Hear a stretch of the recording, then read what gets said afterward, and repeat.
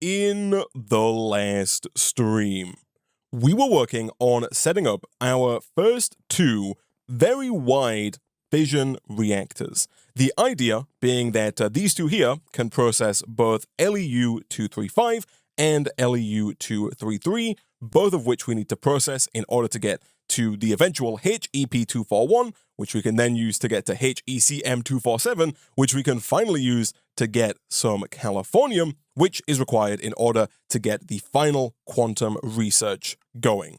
Now, the eventual plan is to build two more reactors here, again, one for the HEP and one for the HECM. Between streams, I have built this platform out just a little bit to make room for that fourth and final reactor, but that is not what we're going to work on in today's episode because we have kind of a fundamental problem with the whole setup, and that problem is uranium. As we saw at the end of the last stream, there's not much uranium left in this chunk, and although we are doing 50x ore processing on the uranium that we're currently getting, it's going to run out sooner or later, and I think we're going to need a fair amount of it in order to get a decent enough amount of quantum research to get past this kind of large research dump that we have to do before we can complete the pack. And so, with that in mind, I think it's probably going to be a good idea for us to automate the production of uranium, which we can do with yet another infinity miner. This infinity miner is going to require helium, which we can make, but we can also generate via a helium collector. This kind of works in a similar way to the cobblestone generator that we're currently using for all of our cobblestone all the way back over here. We set this up long ago, but it kind of works in the same way in that there are multiple tiers of helium generators, and the higher you go, the more helium it will generate. I'm not too sure right now which one of these we're going to need for a constant supply of uranium, but what I do know is that if we do want to make at least the tier 1 version, we're going to need at least 4 of these zirconium ingots, and these are made by smelting zirconium dust, which we get by breaking down diorite in a rock crusher. I think that's the only way we can get it. It's not a very high chance. It says 0.4 there, which I think means we're going to have to process a lot of diorite in order to get just a little bit of zirconium, but what we can do here is we can get that going at the start of the episode, and then hopefully by the time it comes to us needing the helium for the infinity miner for the uranium, we should hopefully have a decent amount of it and be able to get at least the first tier of the helium collector. So for that, the rock crusher should be pretty straightforward. We do need yet another machine chassis, so we'll quickly grab one of these machine frames and we'll do something like this. We then need 2 more of these linear actuators. Those require some more pistons, which apparently we are now fully out of. That is fine. I'm fairly certain that we should, if we quickly craft maybe some more oak planks, be able to get like a stack of pistons here, just to save us having to manually craft those again in the not-so-distant future. That's everything for the 2 linear actuators, and then we just need an electric motor, which, yep, of course, requires yet more copper solenoids. And with that, I think the only thing left for us to do is potentially go and steal a couple of the advanced platings from our plastic researchers over here. Fantastic, at which point we have everything for the rock crusher. Nice. So for now, I'll place this down maybe right about here, and of course, using an energy exporter, we can go ahead and get power to that.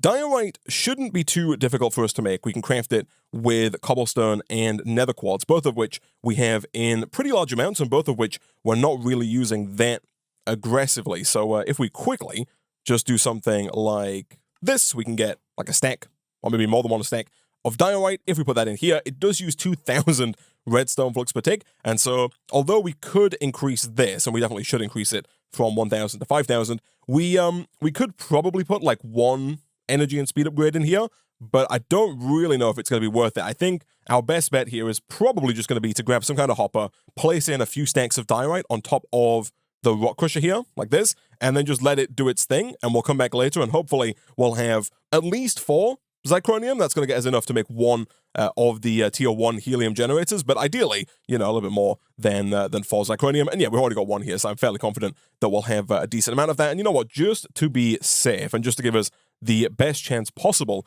of getting a decent amount of this stuff, I'll also do something like this, and like this, we'll set you to extract, always active, and we'll set this to insert. That is going to allow us to just store even more, and it means the machine isn't going to back up before it runs through all of that diorite. So, now that that's taken care of, while we wait for that to process, because we're going to have to get zirconium before we can get the helium, and the helium is what we need for the infinity miner.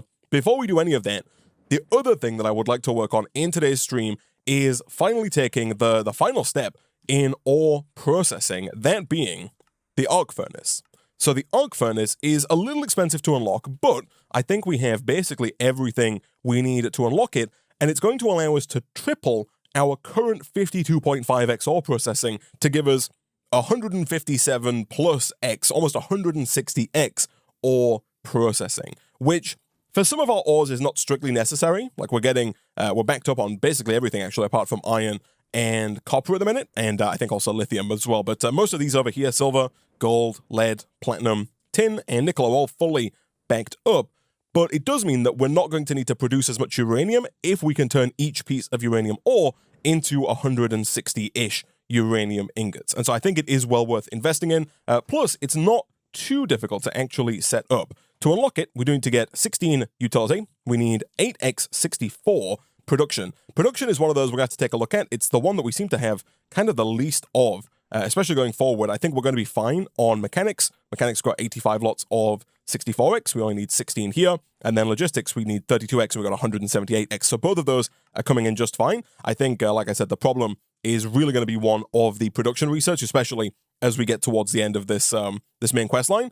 Either way, though, now that we've unlocked the arc furnace, unfortunately, unlike some of the other multi-blocks, we can't just craft a capsule for it. This one is another multi-block from immersive engineering, and so much like the crusher, we are going to have to use the arc furnace blueprint, which we do get here, in order to build it. So if we left-click, it does tell us what we need, and I think for now I'm going to put the first arc furnace down over here so that we can get that benefit for the uranium. None of this looks too difficult, though. The 5 steel scaffolding we should have. I keep making steel scaffolding, of course, for the base, and we've got it all around, so we've got loads of the stuff left over. I did see one cauldron there. I'm assuming we don't have one of those ready to go, but, of course, iron we do have, and we are now finally backing up on iron again, which is good to see. What else do we need here? We need 14 steel sheet metal slabs. Do we have any steel sheet metal? We do, and we should be able to make some slabs out of that fairly easily. It only said 14, so 24 is fine. 1 redstone engineering block, that should be also completely fine. We need 10 light engineering blocks, which I'm pretty sure we do have. We do indeed. We then need 5 heavy engineering blocks, which we might not have. We don't, but we should definitely be able to make as soon as we get some more steel mechanical components. Our system can make these, although they are prohibitively slow. And so what I think I will do is quickly grab some steel, throw that into here to begin making steel plates, and then we'll just hijack that. And of course, using our engineer's workbench over here, we should be able to quickly turn some of those steel plates and some copper into steel mechanical components. Boom, boom. And of course, we need to swap that blueprint out for the crafting components blueprint. Like so. We'll take 38 of those, and then that should be everything for 2, 4, and 6 heavy engineering blocks, at which point we're just missing 6 blocks of steel, which of course we can just craft. 1, 2, 3, 4, 5, 6, along with 8 steel sheet metal, which of course we've got. And I think, chat, that the only thing remaining then is basically a full blast furnace, because we need 27 reinforced blast brick. We've got 34 regular blast brick, and we actually have 9 reinforced blast brick already, and so it should just be a case of taking some of that excess steel plates that we made, crafting those into yet more reinforced blast brick, and then we're good to go. For whatever reason, it doesn't like this block of steel, which is going to be a pain, because I really would like it if I could use the blueprint here to place all of these down at once, and not place everything down individually. I don't know if there's like a different block of steel that it wants me to have, because I only see 1 block of steel, and it would appear that we have it. So I'm not quite sure why that's not working. All right, so the Twitch chat has suggested that we use the chisel here, and I think this is right. I think we need 6 blocks of this steel, and I think we need to chisel it into this. This looks like the steel from immersive engineering. Bit of an odd setup, but I think that totally works. Okay, cool. So we want to rotate this. The bit with the cauldron is the front, and where the cauldron is also where the resources are going to come out of as well. So I'm going to put this a few blocks back. Real quick, I'm going to go check over here whereabouts I want this to go. I think we've got loads of space. Like on this side, we're obviously going to have a few arc furnaces here. and I think we can probably put it right about there. So kind of 2 blocks away from the crusher. And so over on this side, I'm going to do the exact same thing. We're going to go 2 blocks back from the arc furnace, 1 and 2, and then we'll place it down like so. And now, as per usual, all we need to do is grab our engineer's hammer, right-click on the cauldron itself, and boom, we have an arc furnace. Nice. So now, this machine is pretty good in that it's going to allow us to triple our ores. The way that it works is we can input our ores to the top. We're going to have to specifically put them in the top left. I can maybe do with like a ladder or something up here. But in here, there are 2 slots. There's the left and the right. You can use the arc furnace to make alloys. And so, for example, if I wanted to make Invar, you can do that in the arc furnace. You'd have to put 1 set of the ingots in on the left side here and the others on the right. Up at the top, there are 2 inputs, 1 here and 1 here. This one inputs to these slots, and this one inputs to these slots. So what we're going to do is we're going to take uranium ore, which we are producing over there, but of course, right now it's all being sucked straight into the crusher. That is something we want to change, and so in fact, let me go ahead and I guess move this. We'll take you away, and we'll put it down probably right about here. Of course, I do want it ideally facing forward, like that. I might even, just to make it more symmetrical, put it like right on the top, like that. That way I can see it from a distance, especially when we duplicate this setup for all of our other ores. And then, of course, we do want to make sure that we take this guy away from here. And we also want to make sure as well that we grab this item conduit, because we now want to extract from... Whoops, don't get killed by the crusher. We now want to extract from this drawer down around into this input slot. Just for the sake of symmetry, chat, I am going to do this as well. And then we'll go this side, extract, always active, and insert. And then this side we're just going to leave as is. We're not actually going to use this. I just want it there for the symmetry of it. And the final thing then, of course, is just to make sure that we have the actual like item exporter on here. I think, again, just to make it look that little bit nicer, I am going to, of course, have to make yet more omnidirectional connectors, and it looks like we don't have any of the items required for that. Thankfully, none of them are particularly difficult to make. And boom, I'm going to do something like this. I could, of course, run this logic cable around and over to there, but I think this is just going to look a little bit nicer. And of course, now that we've gotten rid of the exporter here, we can also probably redo this to make this look a little bit nicer as well. I did redo it between episodes to make it a bit more symmetrical, a bit more centered, because before we had like a cable going down here and it looked a bit janky. But even still, I think there's better work that can be done here to make this look just a little nicer. Either way, this should now send all of the uranium out to here and deposit it into the arc furnace. The arc furnace takes in power from the back, these 3 ports right here, and if memory serves me right, the arc furnace uses, I think, 4,096 redstone flux per tick, which of course, if we had however many of them, like 5 or 6 of them, how many would we need over here? Over here we need 1, 2, 3, 4, 5, 6. If we had 7 of them, all running at the same time, that would be 28,000-ish, or close to 30,000 redstone flux per tick. However, like I said, I think most of the stuff over there is backed up to the point where most of the time we're not going to have that many arc furnaces running. So I am going to move this actually. I'm going to put it on top again just to try and make it look a little less crazy. Let's do something like that. And so now we should be able to drop in a variable card, make sure it's set to 5,000, and that should be enough to keep the arc furnace full. And now the only thing that we need to do is give the arc furnace electrodes. And this is where things get a little tricky with the arc furnace, because what we have to do is we have to get 3 of these graphite electrodes, and we have to place those into these top 3 slots. The annoying thing is that whilst we can automate the production of these electrodes, they're made either in a metal press with 4 hop graphite ingots, but you'll notice that that gives you a graphite electrode that only has 50% durability. Alternatively, you can make them in an engineer's workbench, and as we've seen before, we can set up an automated engineer's workbench to auto-craft this recipe. For that, we are going to need the arc furnace electrodes blueprint, but it looks like the recipe for that is pretty straightforward. It's just 3 coal coke and 3 paper, so this is definitely the preferred way to do it. The trouble is that the graphite electrodes cannot be automatically inserted into the arc furnace, and so we are going to have to manually, periodically come on over and put new ones in. So we'll have to check on the arc furnaces, see if they have any electrodes in them, and if the electrodes are worn out, then we'll have to put more in.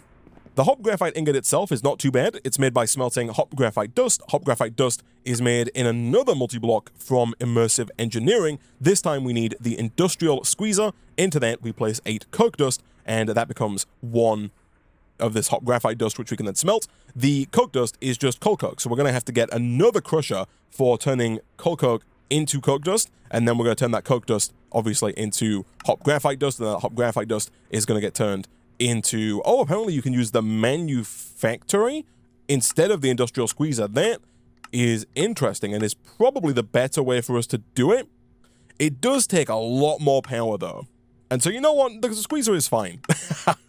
The manufactory would work, and we could use it, but we probably don't need to spend 4,000 redstone flux per tick. If we check the engineer's manual here, the squeezer, which is under heavy machinery, by the way, and then squeezer, is not too difficult. It's 6 steel scaffolding, 2 fluid pipes, 1 redstone engineering block, 2 light engineering blocks, 4 wooden barrels, 1 piston, and 3 steel fences, all of which seems pretty doable.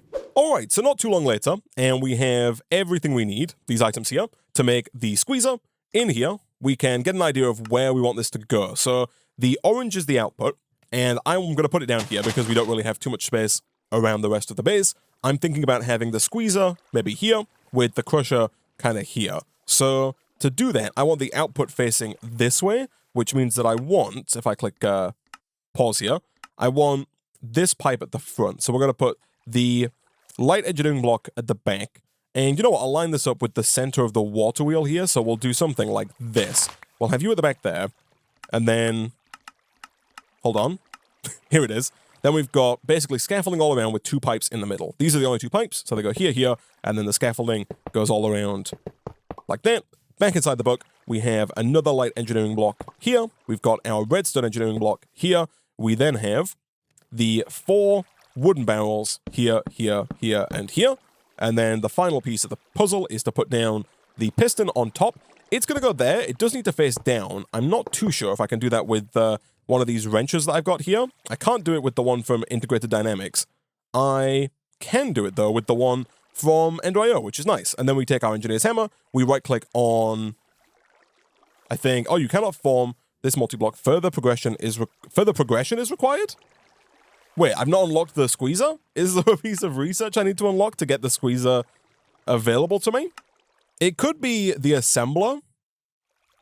I don't think it is, but it's a very cheap piece of research for us to unlock. It's 16 just regular logistics and then 8 of the mechanics. So I'm just going to try this real quick, just in case this is the one. Even if it's not, then we get the research unlocked. Let me try that. Nope, that still doesn't work. All right, so the Twitch chat makes a pretty good point here that it's probably biofuel that we need to unlock. This is quite expensive.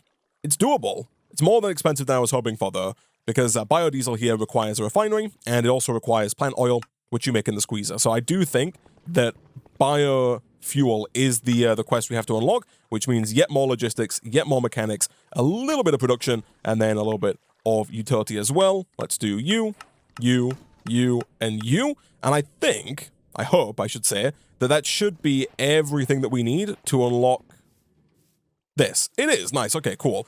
Again, more expensive than I was hoping. I guess if you didn't want to spend the research, the nuclear craft machine probably would have been able to do it without that research unlock, but it would have taken like 4,000 hours per tick, whereas I'm fairly certain this machine uses nowhere near that much. And so now what we want to do is grab an item exporter. That item exporter is going to go down on the either of these blue inputs here. We'll put it down, I guess, right about there. We then, of course, as per usual, want to get an energy exporter, which we're going to put down on top. So we'll throw that right about there, not on the top center. And then we'll connect both those up, make sure that they have their variable cards. And, of course, make sure that we also have an omnidirectional connector on there somewhere. And then all we need to do, actually, I guess, is change this, because we don't want to export just anything to the squeezer. That is not at all what we want to do. That's my bad. What we actually want to do is we want to go and grab at least 1 coal coke and start exporting that. So this is where we could start to run out of coal coke quite quickly. Although there are ways that we can make more coal coke if that does become the case. One thing people have been suggesting for a little while now is potentially replacing the coke ovens with redstone furnaces, because what we can do is we can make this coal coke here using a redstone furnace with the pyrolytic conversion augment, and especially if we upgrade that redstone furnace with multiple of the upgrade kits and with some augments, we can make this much, much faster than a lot of coke ovens. And so that definitely could be something we look into if this starts tearing through our coal coke at an alarming speed.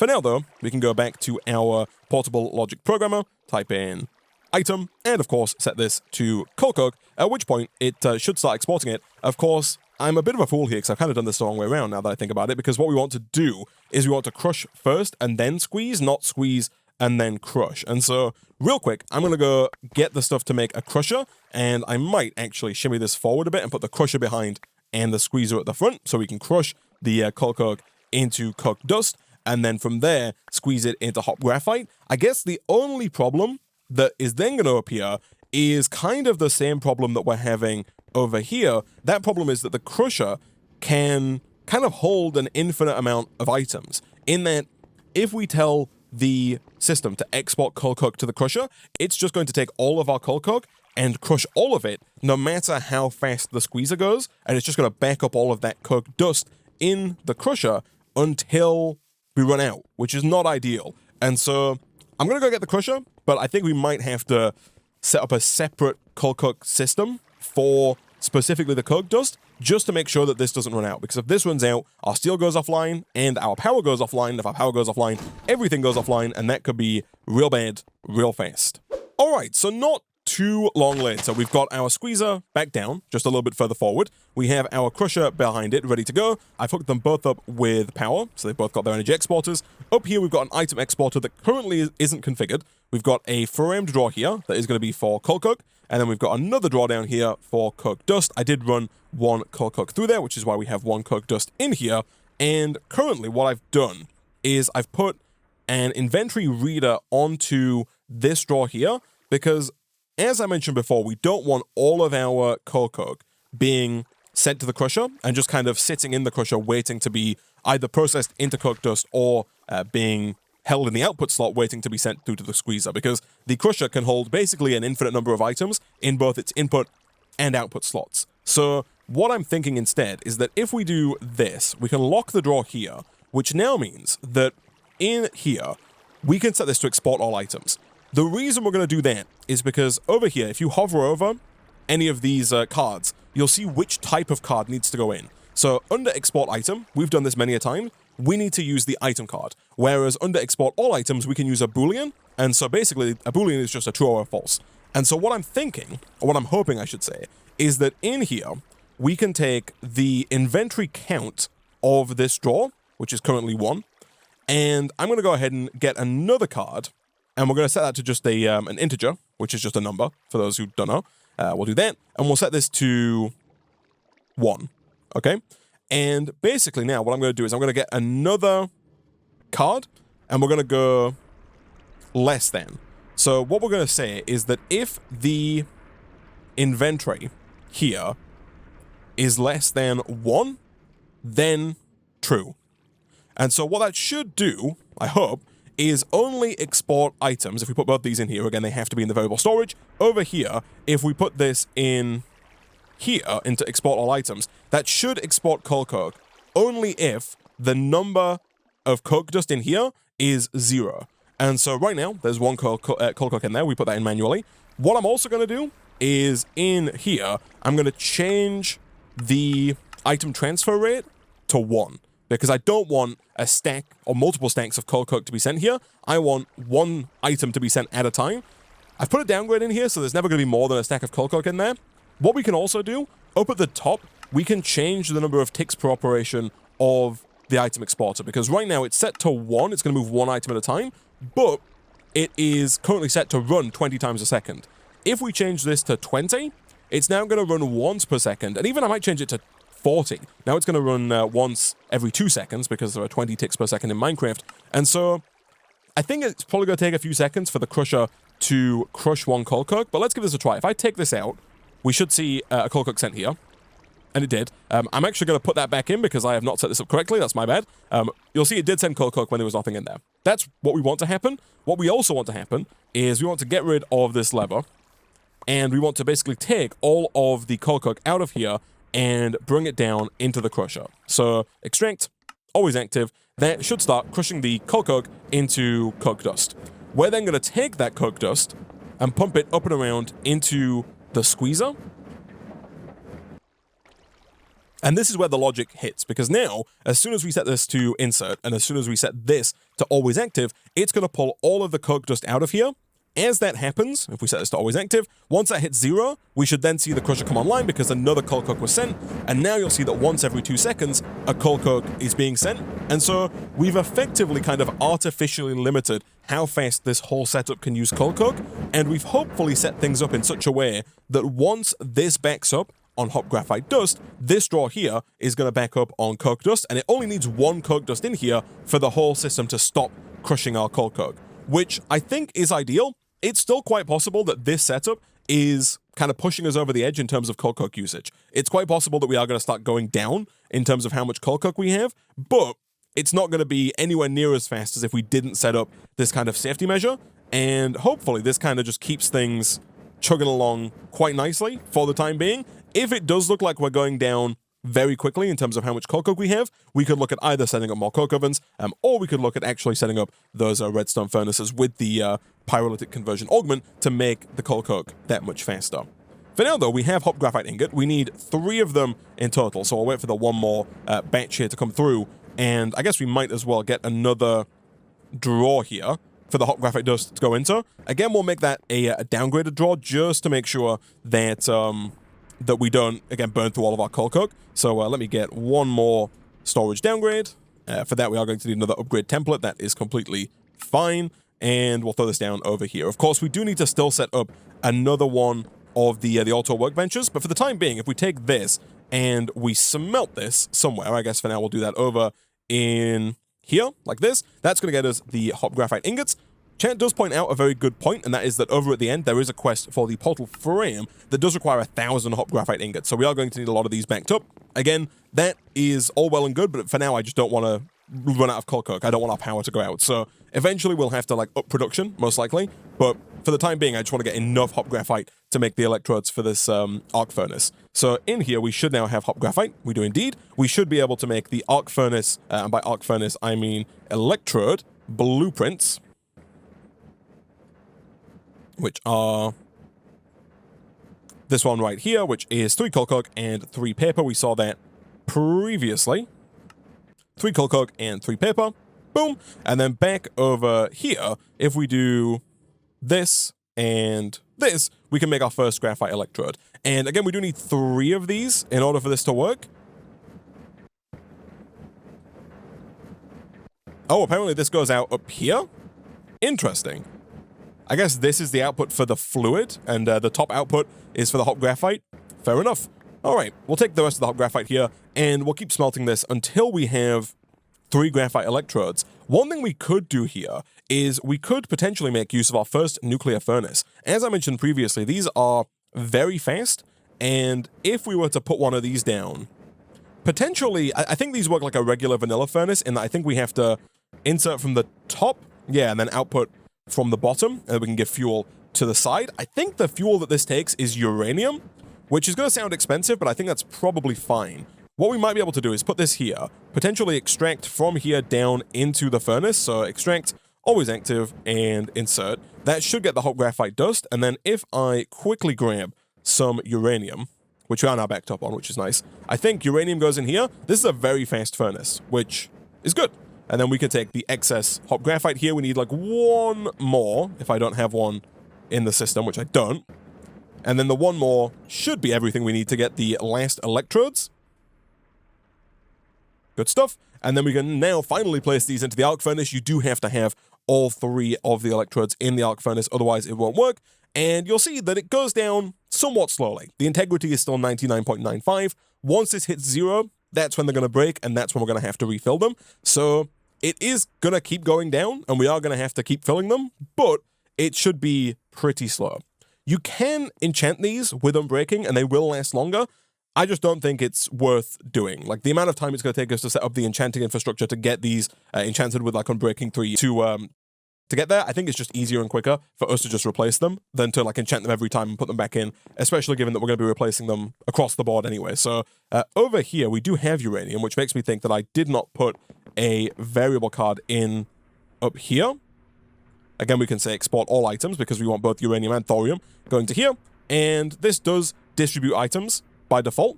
which is pretty good. It's distributing those, and it can do multiple at a time, and you'll see that's working quite nicely. Then all we need to do from there is just run an item conduit from here up, around, and into the top of the crusher. I think this will work. Let me get rid of you. Let's set you to insert, and then let's set you to extract. Always active. That's going to pull those out. That's going to crush the uranium and the thorium, and then the whole system is going to run as usual. And this right here is the 160-ish X ore processing system. Chat is right here. We do need yet another drawer, preferably with a void upgrade, because this does produce slag, much like the blast furnace. And so if we don't get rid of that slag, the arc furnace is going to eventually clog up. Thankfully, just like with the blast furnace, it's just a simple case of getting a drawer, throwing that drawer down on the back, I think, of the arc furnace. I'm pretty sure there's a spot. Yep, right there. Again, just like the blast furnace, it goes down here. We'll drop in a void upgrade, and we'll lock that to slag. Nice. So now that this is online, we can now pivot back to the beginning of the episode, and we can look at the zirconium. So we've got over a stack of the stuff, and more is still being processed. You'll see this machine is really not too fast, but we can take this, and we should be able to smelt it into zirconium. So let's go and drop that, I guess, into our redstone furnace over here. And as that smelts up, it should unlock for us the ability to start making these helium collectors. So for this, we need basic plating, we need the ingots, and we need thorium-230. Bizarrely, we've not had a single use for thorium just yet, and despite what you might think, this block requires 0 thorium. To make it, we need 9 thorium-230, and thorium-230 is made in a decay hastener with uranium-235. I had a look between episodes. I don't think there's a way to use the thorium that we have to make it. I think all we have to do is utilize our decay hastener, which we do have over here, and if we just grab some of the excess uranium-238 that we have in here, we can place that into the decay hastener, like that, and eventually that should start getting us some of the thorium-230 that we need. So that's going to be pretty slow. We can make it faster. Are you set to 5,000? You're not. Let's do 5,000, and then let's quickly see about making some more speed and energy upgrades to try and make this a little bit faster. I'm going to make a stack of weighted pressure plates here. I'll also make a stack of the golden weighted pressure plates as well, and then we'll do something like this. I'm not going to craft a stack of these just yet because I think we're a little ways away from being able to utilize a stack of speed and energy upgrades, but I will make like 16 of each of them just so that we have a couple to play around with as we use our nuclear craft machines here. And then let's take a look. 1, 2, 3. That's obviously going to be way too much power, but if we put the energy upgrades in, that's 4,000. If I put one more in, does that take us to 5,000? It does, and it's 5 times faster as well. So that's kind of perfect. It is still going to take a second for all of that to come together. That's completely fine, though, because whilst we wait for that to do its thing, we can look at getting another infinity miner. The infinity miner is not too difficult for us to make, if memory serves me right, although we do appear to have none of the items required to make it work. That should be fine. We need an infinity miner core, which is 9 drill components. These require machine frames, burner drill components, and heavy engineering blocks. We did make some extra steel mechanical components earlier in the episode, so getting more of these heavy engineering blocks not going to be a problem. That should be almost everything for the drill components. Yeah, we just need another machine frame, which, of course, we are making in here. Again, give that a quick steal. Boom. And I guess we might as well do the craft straight away into the infinity miner core. And then the core sample drill, also pretty straightforward, just missing some steel fence, which we can do very easily. And then do we have the modularium to make the machine casing here?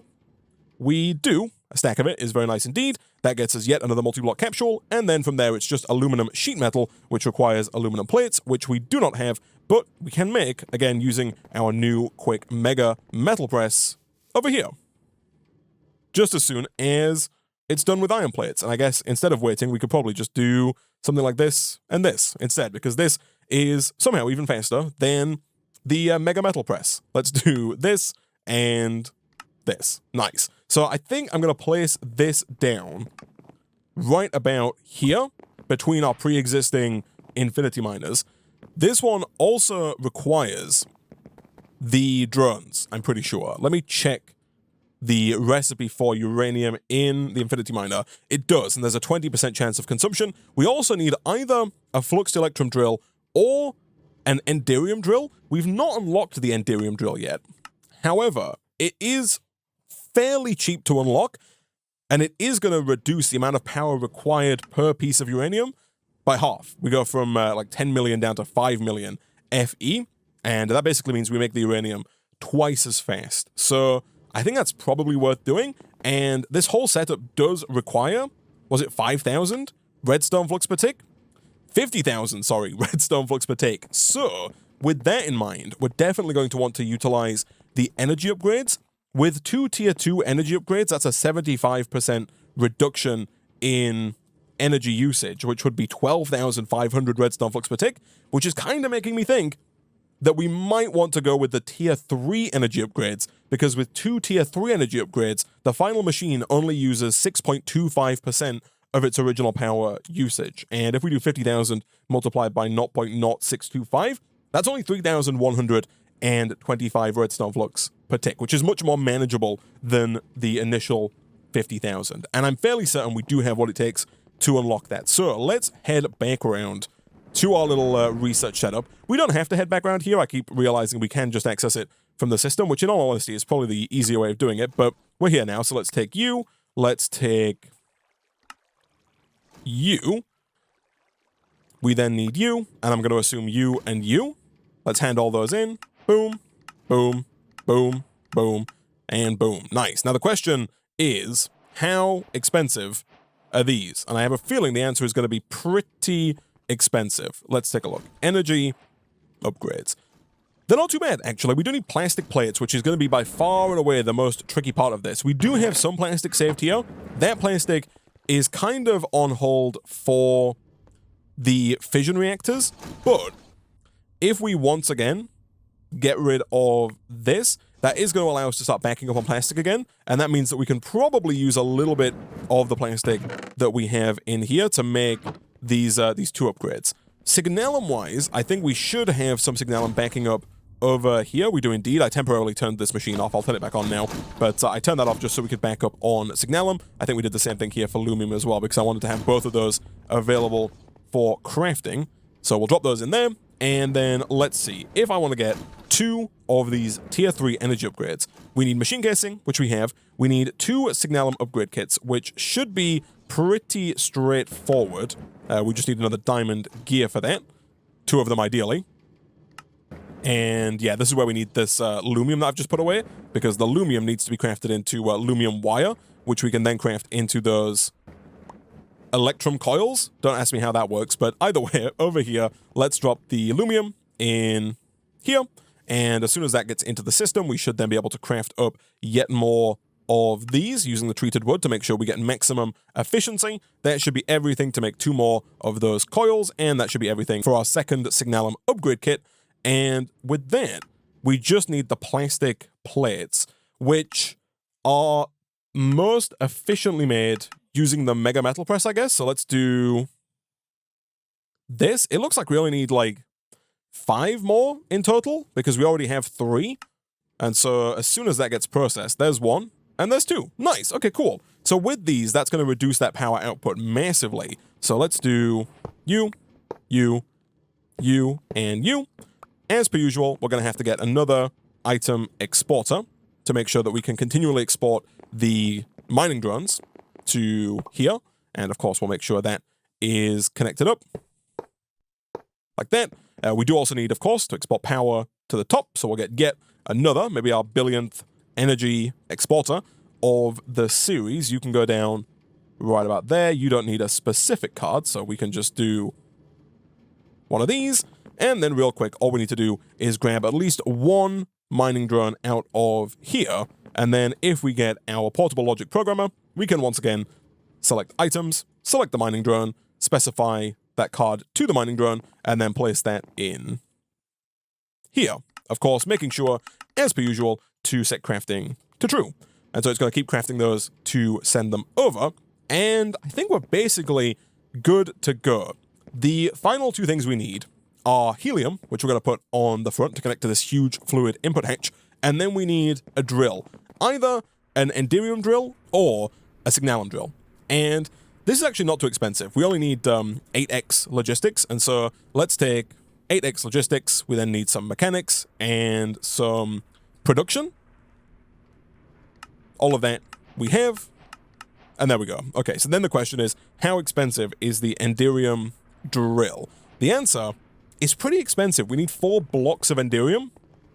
Unlike Signalum and Lumium, I don't think we're backing up on Enderium. Never mind, we totally are. But that's kind of a byproduct of the fact that because the Signalum and Lumium gears weren't being made, the Enderium gears were being made, but were backing up because they had nowhere to go. So I assume that these are all full of Enderium gears, which is, indirectly caused Enderium to back up, which is actually perfect. So let's do this. We'll take 1, 2, 3, and 4, and kaboom. What are we missing? We're missing a block of iron, sure. Could probably do with upgrading some of our ingot drawers to compacting drawers, again, just to make little things like that a little bit easier. I am going to make sure to put the plastic back over in this drawer here, again, because I want to make sure we have the maximum amount of plastic available for our fission reactors. Over here, let's do this, and then let's go back and see how our decay hastener is doing on thorium. It's doing pretty well. Nice. Apparently that was a quest complete. Is that a main questline quest, or is that like a side quest somewhere that was required for something else? I do not know, but I'm not going to question it.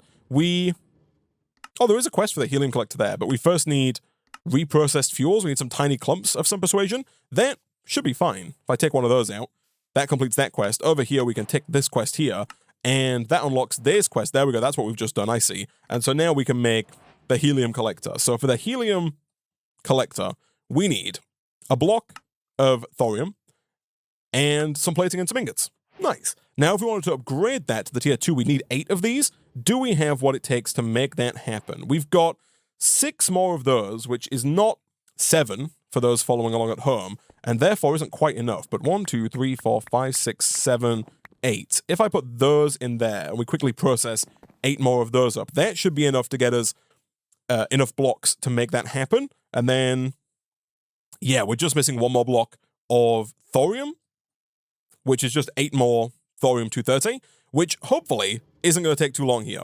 All right, so 8 thorium later, we can once again do something like this, and then finally like this, and boom, we have a helium collector that's going to produce 40 millibuckets per tick. I'm hopeful that that's more than what we need. If I put this here, I think that's going to eject directly down into the large input hatch. It is indeed, and I think that should be pretty much everything. So now we do need to make sure that this, of course, is set to more than 1,000 redstone flux per tick, because this requires, I believe, 3,250 redstone flux per tick, if my calculations are correct.